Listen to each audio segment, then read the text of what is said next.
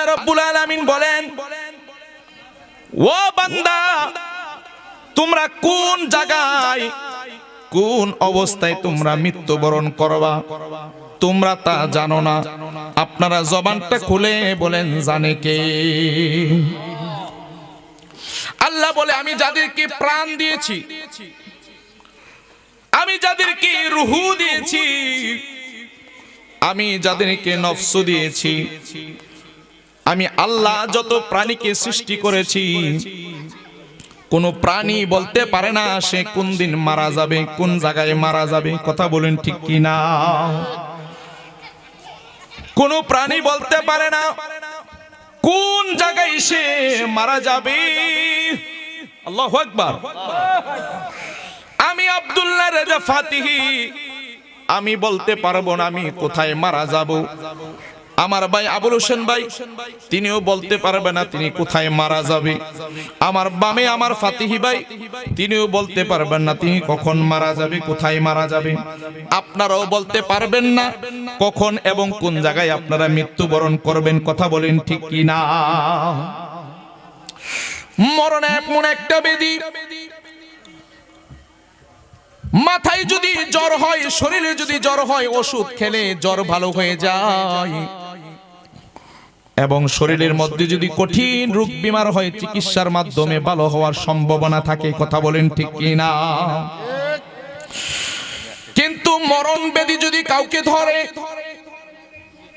কেউ যদি মুমূর্ষ অবস্থায় মৃত্যুর বিছানায় পড়ে যায়, ওই ব্যক্তিটার যদি ওই মৃত্যুর বিছানা থেকে যদি তার মরণটা লেখা থাকে, আপনারা বলেন ওই মৃত্যু থেকে বাঁচানোর কোনো ক্ষমতা কোনো মানুষের আসেনি।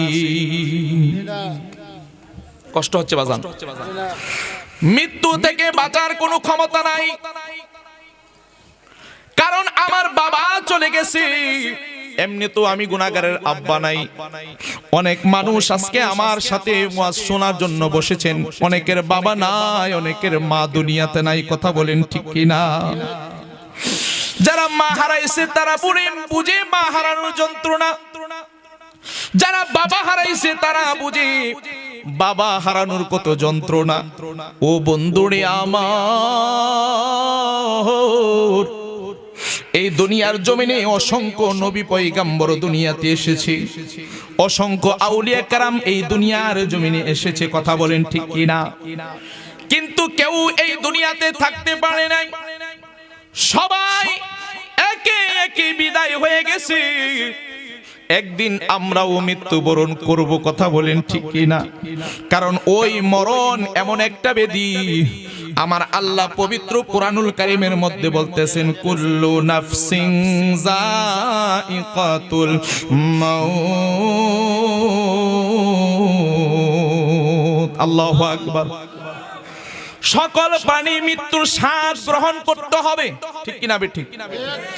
মৃত্যুর স্বাদ সকল প্রাণীকে গ্রহণ করা লাগবে। ওই মৃত্যু থেকে কেউ বাঁচতে পারবে না। কথা বলেন ঠিক কি না?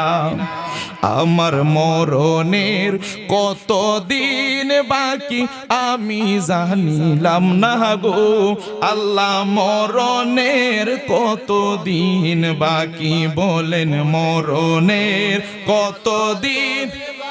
আওয়াজ দেন, ওয়াজ সুন্দর হয়ে যাবে ইনশাআল্লাহ। গো আল্লাহ, মরণের কতদিন বাকি বলেন, মরণের কত। জোরে জোরে মহব্বতে। জানিলাম না গো আল্লাহ, মরণের কতদিন।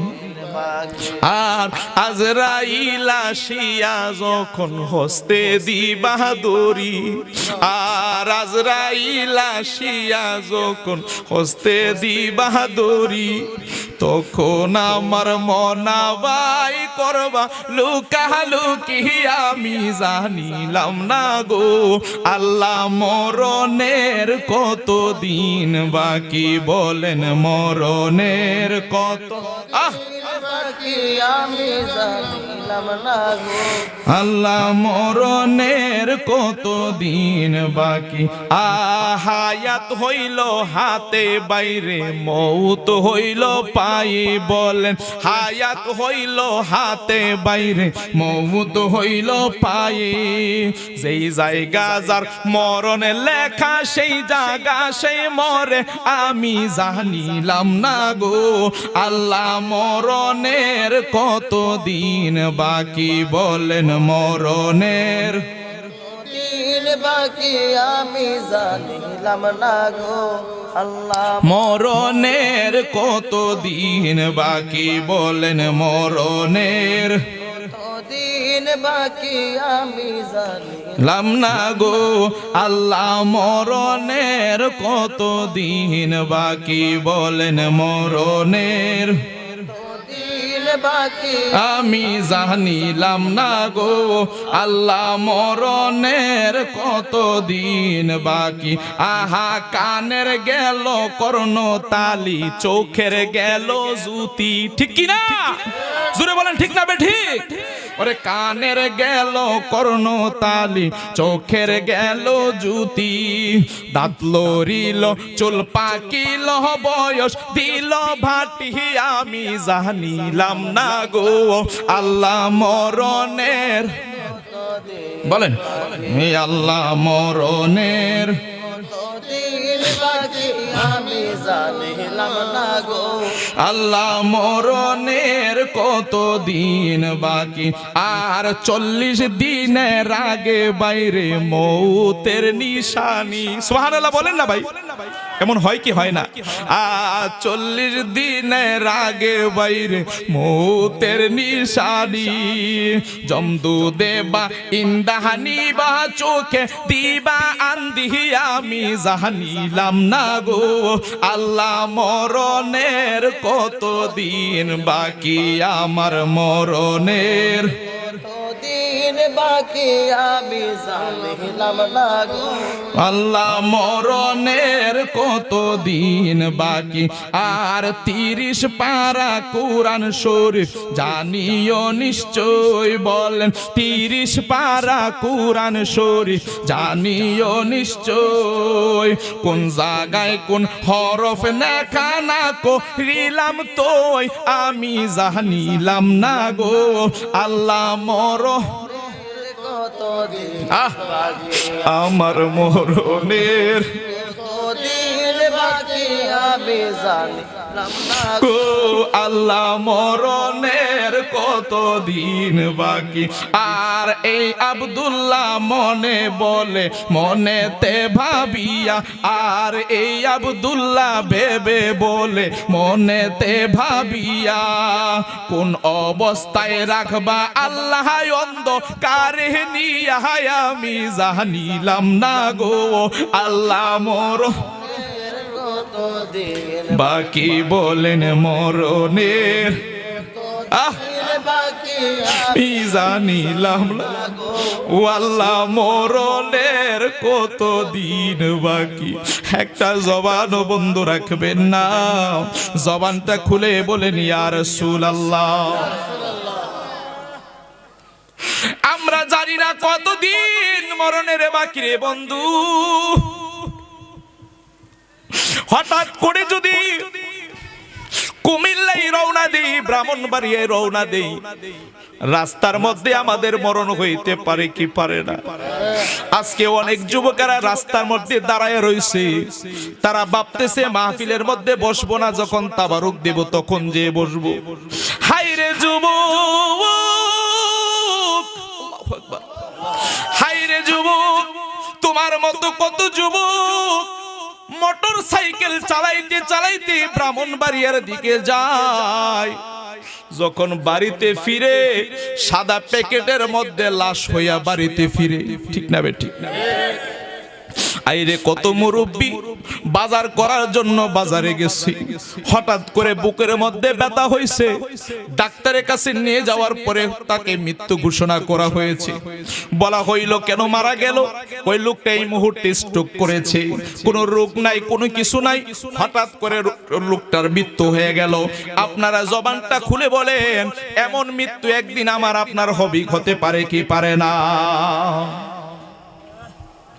ও আমার যুবক ভাইয়েরা, মুরব্বী আব্বু, পর্দানিশীন মা বোনেরা যারা মাইকের আওয়াজ শুনছেন, একটা জিনিস মনে রাখবেন, যখন যেই অবস্থাতে থাকেন না কেন মৃত্যুর জন্য প্রস্তুত থাকবেন। দৈনিক 20 বার, দৈনিক 20 বার অথবা দৈনিক 5 বার অথবা প্রত্যেক ওয়াক্ত নামাজে প্রত্যেক রাকাতে রাকাতে মৃত্যু আপনাকে স্মরণ করতেছে। কথা বলেন ঠিক কি না? আমাদের রূহটাকে কবজ করার জন্য আমার আল্লাহ একটা ফেরেশতা বানাইছে। ওই ফেরেশতার নাম হইল মালাকুল মাউত, আজরাইল। কথা বলেন ঠিক কি না? আজরাইল ফেরেশতা আমাদের মধ্যে কেউ দেখছেননি? জোরে বলেন দেখছেননি? যেই ব্যক্তি আজরাইলের চেহারাটা দেখবে, ওই ব্যক্তির এই দুনিয়ার জন্য ওই সময়টা তার জন্য শেষ সময় হয়ে যায়। কথা বলেন ঠিক কি না? ও আমার বন্ধুরি, মানুষ জানে না তার কখন মরণ হবে, কখন মরণ হবে। আমার রাসূলের একজন সাহাবী, মানুষ যদি মারা যায় আমরা চিন্তা করি এই মানুষটা জান্নাতি না জাহান্নামী। মানুষের মৃত্যু বরণ করার পরে তার চেহারার দিকে তাকাইলেই আইডিয়া করতে পারবেন ওই ব্যক্তিটা জান্নাতি নাকি জাহান্নামী। কথা বলেন ঠিক কি না? আজকে যদি ঈমানদার না হয়ে মৃত্যুবরণ করি, আমাদের কবরের মধ্যে আমাদের সাথে কি ফেরেশতারা কি ব্যবহার করবে? আর যদি ঈমানদার হয়ে মৃত্যুবরণ করি, কবরের মধ্যে ফেরেশতারা আমাদের সাথে কি ব্যবহার করবে? একটা ঘটনা শুনলে বুঝতে পারবেন। আমার নবীজির একজন সাহাবী দুনিয়ার জমিন থেকে ইন্তেকাল হয়ে গিয়েছে। আমার রাসূল সাহাবীদেরকে নিয়ে আমার রাসূল গেলেন ওই সাহাবীটাকে কবর দেওয়ার জন্য। লাশটাকে ওই কবরের পাশে রাইখা, লাশটাকে কবরের পাশে রাইখা দুইজন সাহাবী কবর খনন করতেছে। জোরে কন্না আল্লাহু আকবার। দুইজন সাহাবী কবর খনন করতেছে। আমার রাসূল কবরের দিকে তাকায় রইলেন। অসংখ্য সাহাবায়ে কেরাম কবরের চতুর্দিকে তাকায় রইলেন। এবার হঠাৎ করে আমার রাসূল বলতেছে, ও সাহাবায়ে কেরাম, তোমরা জানোনি একজন মৃত্যু ব্যক্তি মারা যাওয়ার পরে তার সাথে কিরকম আচরণ করা হয়? সাহাবায়ে কেরাম বললেন, ইয়া রাসূলুল্লাহ, নবী গো, এটা আল্লাহর হাবিবই ভালো জানে। সুবহানাল্লাহ পড়েন। এটা আল্লাহর হাবিব ভালো জানে। হুজুর একটু আমাদেরকে একটু বলেন। সাহাবায়ে কেরামের কপাল বড় ধন্য ছিল। আমার রাসূল যখনই কোনো কিছু বলার জন্য আগ্রহ করত, সাহাবায়ে কেরাম আমার রাসূলকে প্রশ্ন করে তা জেনে নিত। জোরে বলেন সুবহানাল্লাহ। এবার আমার রাসূল ডাক দিয়া বলে, ও সাহাবায়ে কেরাম, তোমরা শুনো। ও সাহাবায়ে কেরাম, তোমরা শুনে রাখো, একটা ব্যক্তি যখন সে মারা যায়, সে যখন মৃত্যুর বিছানার মধ্যে পড়ে যায়, ওই মৃত্যুর বিছানার মধ্যে যেই মাত্র সে পড়ে যায়, দেখবা ওই ব্যক্তিটার চেহারাটা একটু হলুদ হলুদ দেখা যায়। যদি দেখতে পারো তার চেহারাটা হলুদ হলুদ দেখা যায়, বুঝে নিতে পারবা ওই ব্যক্তিটার মৃত্যুটা আমি রাসূলকে দেখতে হবে। জোরে বলেন সুবহানাল্লাহ। আরেকটি কথা তোমরা মনে রাখো, যদি দেখো একটি ব্যক্তি মৃত্যুর বিছানায় পড়ে গেছে, তখন তোমরা তাকে ওষুধ খাওয়ানোর জন্য পাগল হইও না। তখন তোমরা তাকে ডাক্তারের কাছে নেওয়ার জন্য পাগল হইও না। তখন ওই মৃত্যু ব্যক্তিটাকে তোমরা কোনো দুনিয়ার খাবার খাওয়ানোর জন্য পাগল হইও না। ওই ব্যক্তিটার কানের কাছে আমি রাসূলের একটা কালেমা তালকিন দিবা, লা ইলাহা ইল্লাল্লাহু মুহাম্মাদুর রাসূলুল্লাহ। এইভাবে কালিমার তালকিন দিবা। জোরে বলেন না আল্লাহু আকবার।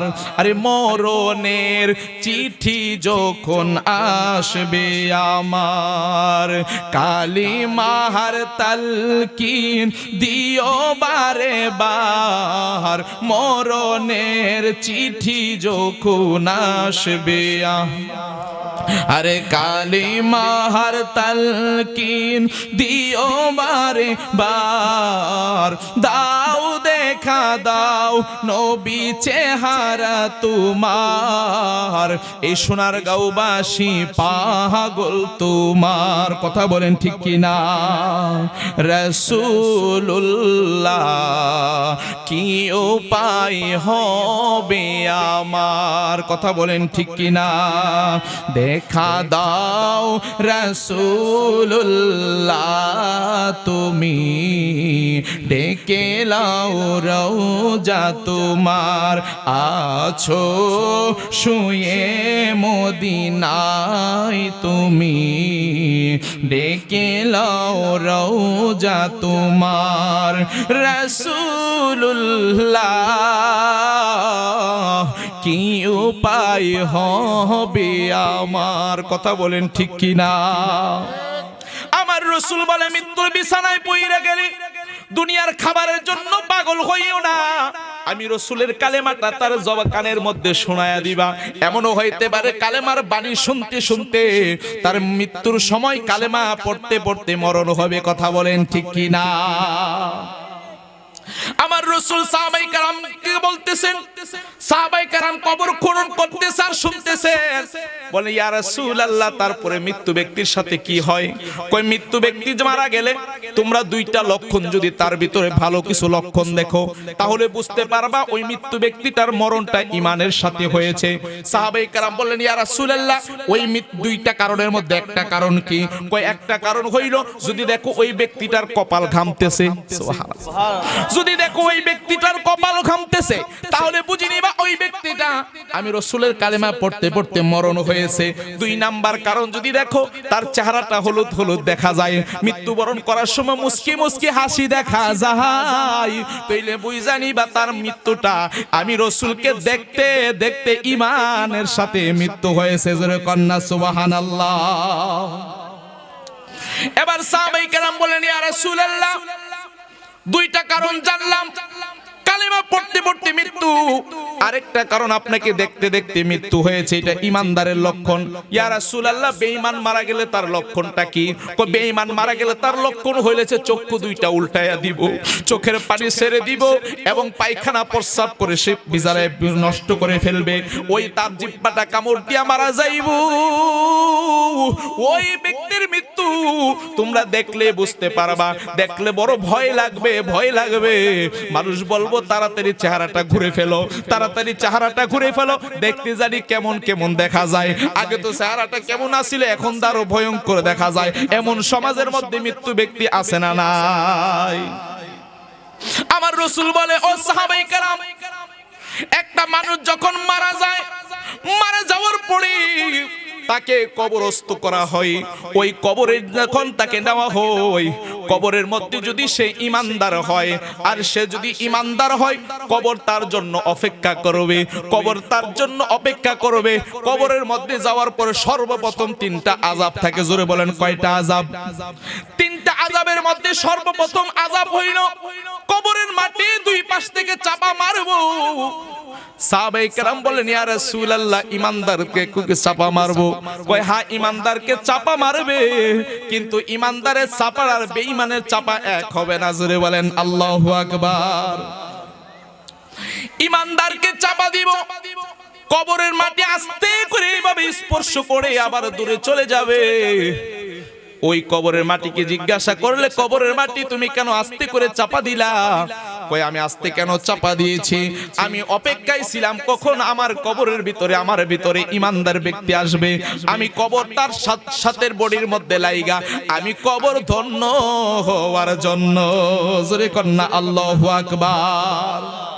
আর বেঈমানকে এমন ভাবে কবর চাপা দিব বাম দিকের মাটিগুলো 70 গজ দূরে চলে যাবে, ডান দিকের মাটিগুলো 70 গজ দূরে চলে যাইব। এমন দূর থেকে আইসে এমন ভাবে চাপা মারবো, আল্লাহু আকবার। আকবার, এমন ভাবে চাপা মারবো।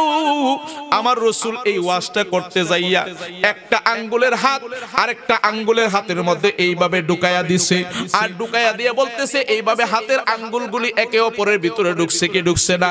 সাহাবায়ে কেরাম বলে ইয়া রাসূলুল্লাহ আঙ্গুল তো ঢুকে গেছে। কই কবরের মাটি যখন বেঈমান ব্যক্তিকে চাপা মারবো, মারার সঙ্গে সঙ্গে তার দুই পাশের এই ছাতনার হাড্ডিগুলি একটার ভিতরে আরেকটা ঢুইকা তোলার মতো গুড়া বালুর মতো গুলা হইয়া যাইব। জোরে কন্না আল্লাহু আকবার। ইমানদার ব্যক্তির রূহের সাথে কি হয় শুনেন। যদি ইমানদার হন, ইমানদার ব্যক্তির রূহটাকে কবজ করার জন্য মালাকুল মাউত আজরাইল যখন যায়, যাইয়া ইমানদার ব্যক্তিকে ডাক দিয়ে বলে, ও ইমানদার বান্দা, আমার আল্লাহর অনুমতিতে, আমার আল্লাহর দয়ায়, আমার আল্লাহর মহাব্বতে তোমার রূহটা আমার এই হাতের মধ্যে, এই সুন্দর নুরানি হাতের মধ্যে, এই পবিত্র হাতের মধ্যে এবং জান্নাতি কাপড়ের মধ্যে, এই জান্নাতি কাপড়ের মধ্যে রূহটাকে বলবে আসার জন্য। রূহটা এমন ভাবে আসবে, আমার রাসূল বলতেছেন যদি একটা খালি গ্লাসের মধ্যে পানি পুরানো হয়, খালি গ্লাসের মধ্যে পানি যদি সমান সমান করে পুরানো হয়, এই পানিটা থেকে যখন পুরানো হওয়ার পরে আমি যদি আবার পানি দেই, তাহলে এখান থেকে গড়ায়া গড়ায়া পানি পড়বে। যেইভাবে গড়ায়া পানি যদি পড়ে, এই গ্লাসটা কোনো টের পাইবনি, গড়ায়া পানি পড়লে কোনো টের পাবে না। আমার রাসূল বলতেছে এই গড়ায়া পানিটা, অবশিষ্ট পানিটা যেইভাবে আস্তে আস্তে বাহির হইয়া গড়ায়া পইরা যায়, ইমানদার ব্যক্তির রূহটাকে যখন মালাকুল মাউত আজরাইল কবজ করবে যখন, ইমানদার ব্যক্তি ঠিক আরামের সাথে ঘুমায়া যাইব। আল্লাহু আকবার। এবার বলা হইল বেঈমান ব্যক্তির রূহটা, বেঈমান ব্যক্তির যখন রূহ কবজ করব, তখন বেঈমান ব্যক্তি আজরাইলকে দেখা বলবো, আমাকে নিও না, আমি মরতে চাই না, আমি দুনিয়াতে আরো থাকতে চাই। বেঈমান ব্যক্তি এই দিকে তাকাইবো, ওই দিকে তাকাইবো, চক্ষুগুলো বড় বড় করে দিব, চক্ষুগুলো বের হয়ে যাচ্ছে। বাড়ির মানুষগুলি এইভাবে ডান হাতের মধ্যে বাম হাতের মধ্যে চাপা মেরা ধরবো। আরে মানুষটা ছটফট করতেছে, এখন বুঝি তার মরণ হয়ে যাইব। না না, আমাকে নিও না। সে আরাধনা করতে থাকবে, আর মালাকুল মাউত আজরাইল তাকে এমন ভাবে চাপা মারবো রে বন্ধু, তারে এমন ভাবে চাপা মারবো, আমার রাসূল বলে তার ভিতরে তিনটা ক্ষতি হয়ে যাইব। এমন একটা চাপা মারবো, চাপা মারার কারণে তিনটা ক্ষতি হয়ে যাইব। এক নাম্বার ক্ষতি আমার নবী বলে, তার শরীরের মধ্যে তাজা রক্তগুলো ঠান্ডা হইয়া যাইব, তার শরীরের তাজা রক্তগুলো পানি হয়ে যাইব। আল্লাহু আকবার। তার শরীরে তাজা রক্তগুলো পানি হয়ে যাইব। দুই নাম্বার ক্ষতি হইল, তার শরীরের মধ্যে অসংখ্য রগ আছে, এই রগগুলো ঠাস ঠাস করে ছিঁড়ে যাইব। তিন নাম্বার ক্ষতি হইল, তার শরীরের মধ্যে অসংখ্য হাড্ডির জয়েন্ট আছে, 300-র উপরে হাড্ডির জয়েন্ট মানুষের শরীরের মধ্যে আছে। এই প্রত্যেকটা জয়েন্ট ঠাস ঠাস করে ছিঁড়ে যাইব। এই কারণে মৃত্যু ব্যক্তিটা, বেঈমান ব্যক্তির এই তিনটা ক্ষতি হয়ে যাইব। তার মাটির মধ্যে লাশ হয়ে শুয়ে যাইব। আর ইমানদার ব্যক্তির রূহটা আরামদায়ক ভাবে কবজ করব। এমন ইমানি মৃত্যু আমরা চাই কি চাই না? আরো জোরে বলুন, চাই কি চাই না? কারা কারা ইমানি মৃত্যু চান? দুই হাত তুলে দেখা। নারে রিসালা, নারে গাউসিয়া, আহলে সুন্নাত ওয়াল জামাত, হররা পাক দরবার শরীফ, হযরত মাওলানা হাফেজ আব্দুল্লাহ রাজাবাতি সাহেব। মৌত নিদান কালের এমন, মৌত নিদান কালের এমন, দেখবি দু চোখ অন্ধকার, সারতে হবে এ ভব সংসার, সারতে হবে এ ভব। কথা ঠিক কি না? জোরে বলো, কথা ঠিক কি না? মৃত্যু বরণ করতে হবে কি হবে না? মৃত্যু থেকে বাঁচার কোনো রাস্তা নাই। কথা বলেন ঠিক না বেঠিক? যত কোটিপতিওয়ালা হোক না কেন, যত সম্পদের মালিক হোক না কেন, যত ক্ষমতার বাহাদুরি হোক না কেন, মৃত্যু যখন চলে আসবে, একটা সেকেন্ড মালাকুল মাউত আজরাইল আপনাকে ছাড় দিবে না। কথা বলেন ঠিক না বেঠিক?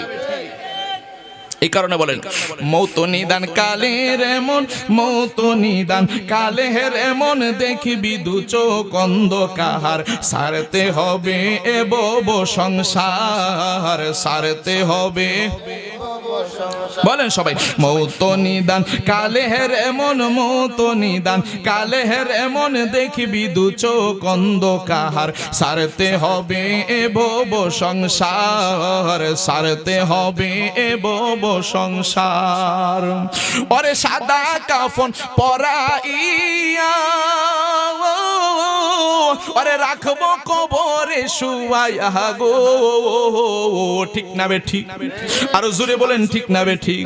ওরে সাদা কাফন পরাইয়া, ওরে রাখবো কবরে শুয়াইয়া গো, ওরে আল্লাহ সারা মাবুদ নাই রে, নবী সারা উপায় নাই রে বাবু, মনো বারে বাহার, সারতে হবে বব সংসার। বলেন সারতে হবে এবং সার। মৌত নিদান কালের এমন, মৌত নিদান কালের এমন, দেখবি দু চোখ অন্ধকার, সারতে হবে বব সংসার, সারতে হবে এবং। ওরে মাটির বিছানা মাটির ঘড়ি, ওরে থাকবা তুমি একলা পড়িও, ঠিক না বে ঠিক? ওরে মাটির বিছানা মাটির ঘড়ি, ওরে থাকবা তুমি একলা পড়িও, ওরে সঙ্গের সাথী কেউ হবে না, সঙ্গের সাথী কেউ হবে না, ওই কবরে তোমার, সারতে হবে। বলেন না ও সংসার, বলেন সারতে হবে।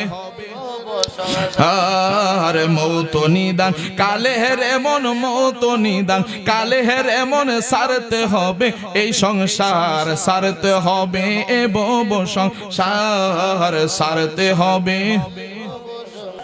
সাহাবায়ে কেরাম বলে ইয়া রাসূলুল্লাহ, তারপরে মৃত্যু ব্যক্তির সাথে কি হবে?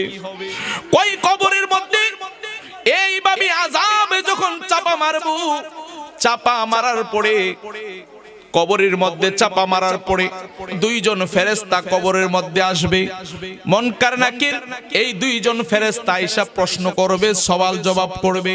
যদি প্রশ্নের জবাব দিতে পারো তাহলে তোমার ঠিকানাটা হয়ে যাবে জান্নাতের লাইনে, আর যদি প্রশ্নের জবাবটা যদি সঠিক না দিতে পারো তাহলে তোমার ঠিকানাটা হয়ে যাবে জাহান্নামের লাইনে। কথা বলেন ঠিক না বে ঠিক? আমার রাসূল বলেন ইমানদারের রূহটাকে যেই মাত্র কবজ করা হবে, ইমানদারকে যখন তিনটা প্রশ্ন করা হবে, মার রব্বুকা, তোমার রবকে, তখন বলবে আল্লাহ। দিন আল ইসলাম, কোন আমার ধর্মে ইসলাম। বলবে ওমা কুনতা তাকুলু ফি হাক্কি হাজার রাসূল, তোমার রাসূলকে আমার রাসূল মুহাম্মাদুর রাসূলুল্লাহ। এই তিনটা প্রশ্ন করার পরে ইমানদার ব্যক্তি প্রশ্নের জবাব দিব। জবাব দেওয়ার পরে ও আমার বন্ধুরে, বন্ধুরে, জবাব দেওয়ার পরে এবার ওই ফেরেশতা দুইজন বিদায় হয়ে যাবে। এবার জানা আশঙ্কায় ওই ইমানদার ব্যক্তি কবরের মধ্যে অপেক্ষা করবে। আমাকে তিনটা প্রশ্ন করে চলে গেল, একদল ফেরেশতা, আর দি কোনো খবর নাই। হঠাৎ কইরা একজন কবরের মধ্যে উপস্থিত হয়ে যাইব। আল্লাহু আকবার। সাহাবায়ে কেরাম কবর খুঁড়তেছে আর শুনতেছে। আল্লাহু আকবার। আমার রাসূল কবরের পাশে বইসা বইসা বলে, ও সাহাবায়ে কেরাম, কবরের মধ্যে বইসা বইসা সাহাবায়ে কেরাম পাশে বইসা বইসা শুনতেছে। বলতেছি এই কবরের মধ্যে ওই ব্যক্তিটা যখন শুয়ে থাকবো, অজানা এক আশঙ্কায় শুয়ে থাকবে। আহারে দুইজন ব্যক্তি প্রশ্ন করে চলে গেছে, এখন দিকে আর কেউ আসতেছে না, আর দি কোনো কিছুর খবর পাইতেছে না। হঠাৎ কইরা কবরের মধ্যে একটা লোক আসবে। ওই লোকটা আইসা বলবে আসসালামু আলাইকুম ইয়া ইমানদার। যেই মাত্র সালামটা দিব, আল্লাহু আকবার, ইমানদার ব্যক্তি চক্ষু মেলা দেখবে, এত সুন্দর একটি চেহারার ব্যক্তি কবরের মধ্যে আসছে। আল্লাহু আকবার। এই ওয়াজ আগে শুনছেন নি আমি জানি না বাজান, কিন্তু এইগুলো আমরা অনেক গবেষণা করে করে হাদিস থেকে হাদিস ওয়াজগুলো বের করি বাজান। ও বন্ধুরে ওই কবরের মধ্যে ওই ব্যক্তিটাকে যখন ওই ব্যক্তিটা সালাম দিব, ইমানদার ব্যক্তিকে যখন সালাম দিব, আমার রাসূল বলে ওই সালামের জবাব ইমানদার ব্যক্তি লবে। ইমানদার ব্যক্তি সালামের জবাব লয়ে বলবো, হে ভাই তুমি কে? জোরে কন্না আল্লাহু আকবার। ইমানদার ব্যক্তি বলবো, আমি বলতেছি আমি কে, কিন্তু তার আগে আমার আল্লাহ পাকের দয়া এবং ক্ষমা, আমার আল্লাহ পাকের মহাব্বত, আমার আল্লাহ পাকের নিয়ামত আপনি গ্রহণ করুন। সুবহানাল্লাহ। ইমানদার ব্যক্তি বলে আলহামদুলিল্লাহ আমি গ্রহণ করে নিলাম। কয় আমি গ্রহণ করে নিলাম। এবার ইমানদার ব্যক্তি কবরের মধ্যে ওই ব্যক্তিটাকে ডাক দিয়া বলবে, ভাই আপনি এত কথা বলতেছেন, আপনি কে? আল্লাহু আকবার বলেন। আপনাদের জানা দরকার আছে না নাই? ওই ব্যক্তি বলতেছে, আমি বলতেছি আপনি যে দুনিয়ার জমিনে ভালো নেক আমল করেছেন, আপনি যে দুনিয়ার জমিনে নামাজ পড়েছেন, মানুষের সাথে ভালো ব্যবহার করেছেন, আপনি যে মানুষের সাথে মহাব্বতের সাথে কথা বলেছেন, আপনি মানুষের হক মাইরে খান নাই, 5 ওয়াক্ত নামাজ আপনি ছাড়েন নাই, আপনি অন্যের গীবত করেন নাই, এই কারণে আমার আল্লাহ আপনাকে পুরস্কার স্বরূপ একটা স্থান দিয়েছে। ওই স্থানটার নাম কি? ওই স্থানটার নাম হইল জান্নাতুল ফেরদাউস। জবানটা খুলে কি আল্লাহু আকবার বলা যাবে না? ইয়া রাসূলুল্লাহ, ইয়া হাবিবাল্লাহ, ইয়া রাসূলুল্লাহ, ইয়া রাসূলুল্লাহ বলেন, ইয়া রাসূলুল্লাহ, ইয়া হাবিবাল্লাহ, ইয়া রাসূলুল্লাহ, ইয়া হাবিবাল্লাহ, ইয়া রাসূলুল্লাহ। তুমি জীবন তুমি মরণ, আধার ঘরে তুমি আপন, বলেন তুমি জীবন তুমি মরণ, আধার ঘরে তুমি আপন, তুমি মুদির আশার আলো, তুমি মুদির আশার আলো, তুমি নিদানে তরানে ওয়ালা, ইয়া রাসূলুল্লাহ, ইয়া বলেন সবাই, ইয়া রাসূলুল্লাহ, ইয়া হাবিব, ইয়া রাসূলুল্লাহ। জবানটা খুলে কি ইয়া রাসূলুল্লাহ বলা যাবে না? ওয়াজ খারাপ লাগতেছে বাজান? কবরের ব্যক্তি বলতেছেন, তুমি আমাকে বললা আল্লাহর ক্ষমা রহমত গ্রহণ করার জন্য, আমি মানছি, বলছি তুমি কে, তুমি উত্তর দাও নাই। আবার বলছো জান্নাত দিছে আমার আল্লাহ, এটাও মানছি, এখন বলো তুমি কে? ওই ব্যক্তি ডাক দিয়া বলতেছে, ও ইমানদার বান্দা, আপনি আমাকে চিনবেন, আপনি আমাকে চিনবেন, এখনই চিনবেন, আমি পরিচয় দিচ্ছি। কই পরিচয়টা কি? কই পরিচয়টা হইল, পরিচয়টা দিচ্ছি তার আগে আরেকটা, আবার আপনাকে যে আল্লাহ জান্নাত দিয়েছে ওই জান্নাতটা দেখতে চান কি চান না? সুবহানাল্লাহ। ওই ব্যক্তি কই আল্লাহ আমার জান্নাত দিয়েছে, তাড়াতাড়ি দেখাও, পাগল হয়ে গেছে। ইমানদার ব্যক্তির জান্নাত দেখাবে কবরের মধ্যে। সুবহানাল্লাহ বলেন। আরে পুরস্কার পাওয়ার আগে যদি পুরস্কার কি দিব জানা যায়, তাহলে একটু আনন্দ পাওয়া যায়। কথা কোন ঠিক না বে ঠিক? ইমানদার ব্যক্তি বলতেছে কি জান্নাত আল্লাহ দিছে, জান্নাত তো জীবনও দেখছি না, দুনিয়ার জমিনে জান্নাতের কথা আমরা শুনছি অনেক, কিন্তু জান্নাত তো দেখি নাই। কই জান্নাতটা দেখেন নাই? কই না। কই তাহলে আপনি তো কবরের মধ্যে শুয়ে রইছেন, আপনি একটু ডান দিক দিয়ে তাকান, যেই মাত্র ডান দিকে তাকাইবো দূরে একটা বিশাল বড় প্রাসাদ দেখতে পাইবো রে বাজান। এত সুন্দর একটি প্রাসাদ, এত সুন্দর ঝকঝক ঝকঝক নূরের আলোতে ঝকঝক করতেছে। হায় রে ইমানদারের জন্য আমার আল্লাহ জান্নাত বানাইছে। কেমন জান্নাত বানাইছে আমার আল্লাহই ভালো জানে। আল্লাহু আকবার। ওই ব্যক্তিটা ওই জান্নাতের দিকে তাকাইবো, তাকানোর পরে আবার ওই ব্যক্তিটার দিকে তাকাইবো, বলবে ভাই আপনি তো আমাকে জান্নাতটাও দূর থেকে দেখাইলেন, ওই জায়গায় আমি কখন যাইবো? ইমানদার ব্যক্তি পাগল হইয়া যাইবো, ওই জায়গার যাওয়ার জন্য ইমানদার ব্যক্তি পাগল হইয়া যাইব। কই আপনি একটু ধৈর্য ধারণ করুন, আপনি একটু ধৈর্য ধারণ করুন, আমি আমি আপনাকে যতক্ষণ পর্যন্ত ওই জান্নাতের ভিতরে প্রবেশ না করাবো ততক্ষণ পর্যন্ত আমি আপনার পিছন ছাড়বো না। ওই ব্যক্তি ডাক দিয়ে কই, ভাই রে, আল্লাহু আকবার, ও ভাই তুমি কে? আল্লাহু আকবার, তুমি কে? তুমি কে? কই আমি আর কেউ নয়, আমি হইলাম দুনিয়ার জমিনে 5 ওয়াক্ত নামাজ, রোজা, হজ, যাকাত যা কিছু করেছেন সব হইলাম একমাত্র আমি আল্লাহর কাছ থেকে আইসা আমি বান্দার মতো হইয়া আমি আপনার কাছে আপনাকে জান্নাতে নেওয়ার জন্য উপস্থিত হয়ে গেলাম। নারে তাকবীর, নারে রিসালাহ, নারে গাউসিয়া, আহলে সুন্নাত ওয়াল জামাত, আল্লামা হাফেজ আব্দুল্লাহ জাবাতি সাহেব। ইমানদার ব্যক্তি বলেন, কি বলতেছো তুমি? নেক আমল? কই হ্যাঁ, নেক আমল হয় আমার আল্লাহ আমাকে পাঠাইছে আপনাকে জান্নাতে পৌঁছে দেওয়ার জন্য। সুবহানাল্লাহ। যতক্ষণ পর্যন্ত আমি আপনাকে জান্নাতে না পৌঁছাবো ততক্ষণ পর্যন্ত আমি আমার পিছন ছাড়তেছি না। জোরে বলেন না সুবহানাল্লাহ। কই ঠিক আছে আলহামদুলিল্লাহ, ঠিক আছে আলহামদুলিল্লাহ। কই এখন একটি কাজ করেন, নাউম নাউম, আপনি ঘুমান, শান্তিতে ঘুমাইতে থাকেন। যখন হাসরের ময়দান কায়েম হয়ে যাবে তখন ওই জান্নাতের মধ্যে আপনাকে দাখিল করা হবে। ইমানদার ব্যক্তির জন্য কবরটাকে প্রশস্ত করে দেওয়া হবে। জান্নাতের নাজ নিয়ামত, খুশবু, জান্নাতের ঘ্রাণ তার কবরের মধ্যে আসতে থাকবে। জোরে বলেন না সুবহানাল্লাহ। সাহাবায়ে কেরাম বললেন, ইয়া রাসূলুল্লাহ, এত সুন্দর ইমানদারের মৃত্যু, এত সুন্দর ইমানদারের মৃত্যুর রূহটাকে জান্নাতের খুশবু কাপড়ের মধ্যে নিবে। স্লোগান দিতে দিতে ফেরেশতার মাধ্যমে স্বাগতম জানাইতে জানাইতে তার রূহটাকে আমার আল্লাহ ওই ইল্লিনের মধ্যে নিয়ে যাবে। ও আমার বন্ধুরে, ওই সাহাবায়ে কেরাম চোখের পানি ছাড়লেন আর বলতেছেন, নবী গো, ও মায়ার নবী গো, ইমানদার মৃত্যু, ইমানদার ব্যক্তির মৃত্যুটা এত সুন্দর। ও নবী গো, ইমানদার কবরের মধ্যে কত শান্তি পাবে, ইমানদারের রূহটা এত সুন্দর করে কবজ করবে। পানি গড়াইয়া পইরা যায় গ্লাস থেকে, গ্লাস কিন্তু টের পায় না। এত সুন্দরভাবে ইমানদারের রূহটাকে কবজ করব। ইমানদার মায়ের কোলে যেইভাবে সন্তান ঘুমায়া যায় ঠিক সেইভাবে ইমানদার ঘুমায়া যায়। বুজুরে কন্যা আল্লাহু আকবার। এবার ওই ইমানদারের আমার নবী বলে, ওই ইমানদারের রূহটাকে যখন ঘুম পাড়ায় দিব, ইমানদারকে ঘুম পাড়ায় দিব, ঘুম পাড়ায় দেওয়ার পরে ওই ইমানদারের রূহটাকে এর আগে ইমানদারের রূহটাকে আসমানের মধ্যে নেওয়া হয়েছিল। আসমানের মধ্যে প্রথম আসমানে নেওয়া হয়েছিল, সুগন্ধে ভরপুর হয়ে গেছে। ওই আসমানের ফেরেশতারা বলছিল যে এই রূহটা আপনারা নিয়ে আসছেন, এই রূহটা এত গ্রান কেন? কই এই রূহটা দুনিয়ার মধ্যে এমকের সন্তান এমকের রূহ, এই রূহটা এত ভালো কাজ করেছে দুনিয়ার জমিনে।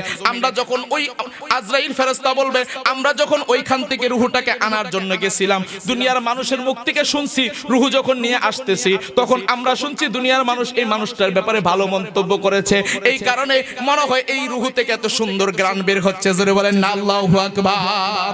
তাহলে আমার রাসূল বলতেছেন, খবরদার, দুনিয়ার জমিনে এমন কোনো কাজ করা যাবে না যেন তোমার জবানের মাধ্যমে মানুষ কষ্ট পায়। কথা বলেন ঠিক কি না?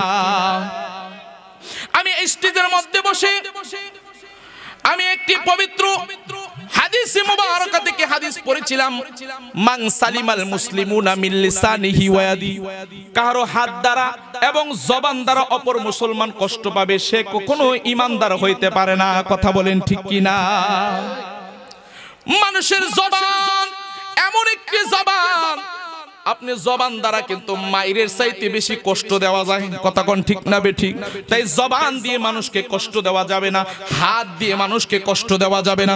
ও আমার বন্ধুরি, ও আমার সোনার গাঁয়ের বন্ধু, ওই কবরটা যদি সুন্দর করতে চাও তাহলে তোমাদের একটা লাইন লাগবে, একটা রাস্তা লাগবে। ওই রাস্তাটা হইল ইয়া আইয়ুহাল্লাযিনা আমানু তাকুল্লাহা ওয়া কুনু মাস সাদিকিন। আল্লাহু আকবার বলেন।